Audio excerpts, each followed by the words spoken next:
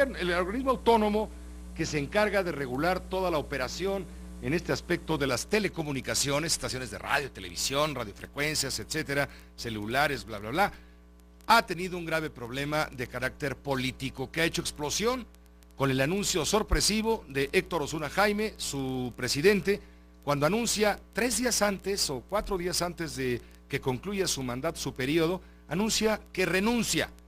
¿Qué está pasando en todo esto? La batalla por Cofetel tiene sin duda raíces de carácter político en otros ámbitos de la administración federal. Purificación Carpinteiro, quien fue subsecretaria de Comunicaciones y Transportes cuando el secretario era Luis Telles, ha sido a querer y no protagonista de la historia de la erupción volcánica que ha habido en la Cofetel y que tanto llama la atención y tantas reacciones ha provocado. Vamos a marcar primero un contexto para entender el problema de lo que estamos hablando. Natalia Briceño, buenas noches, adelante.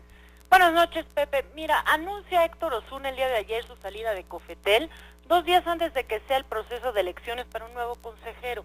La nota sorprende. Algunos, pues, porque él había anunciado su intención de reelegirse, decía, para cosechar lo que se había sembrado.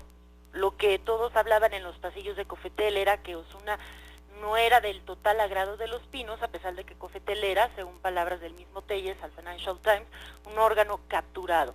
Había un descontrol desde el sexenio de Fox cuando el Senado hace una serie de reformas y quiso tener incluso el poder del veto de los comisionados, como, bueno, pues nombran 5 comisionados transeccionales, quitan el poder a la Secretaría de Comunicaciones y Transportes, que en palabras de Purificación Carpinteiro precisamente pudiera ser para prevenir, en caso de la llegada de López Obrador el poder, que éste pudiera ejercer una influencia en el órgano.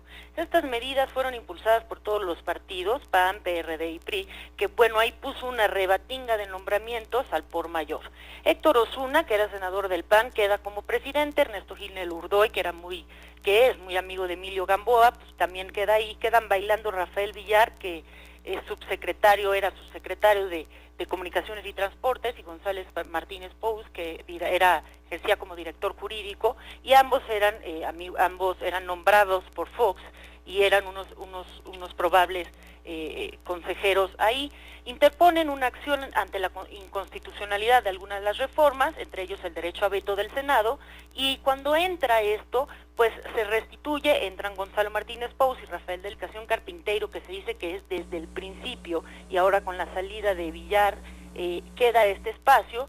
Entra a Cofetel y era el momento perfecto para hacer el cambio de quien estuviera a la cabeza entonces de Correos de México. Pero Purificación era la piedra del zapato de Telles, o quizá al revés.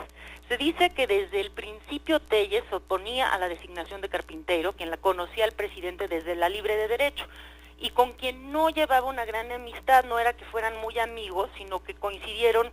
Luego ya de venir de los años coincidieron en Brasil cuando ella presidió una empresa de telecomunicaciones. Está precisamente en la línea Purificación Carpinteiro. Natalia, disculpa que te interrumpa, voy a hacer contacto con ella en este momento.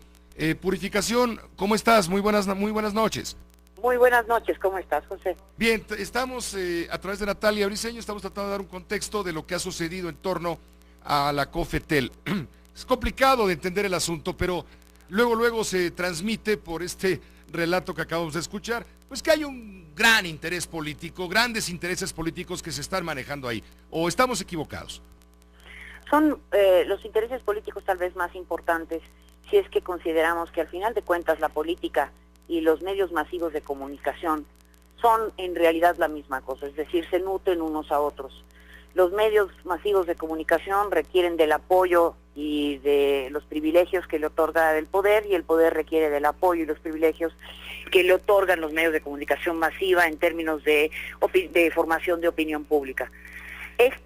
Lo que es el sector de telecomunicación, de comunicaciones en general, es el que regula las televisoras, el que regula a los radiodifusores, el que regula las empresas de telefonía, tanto celular como fija.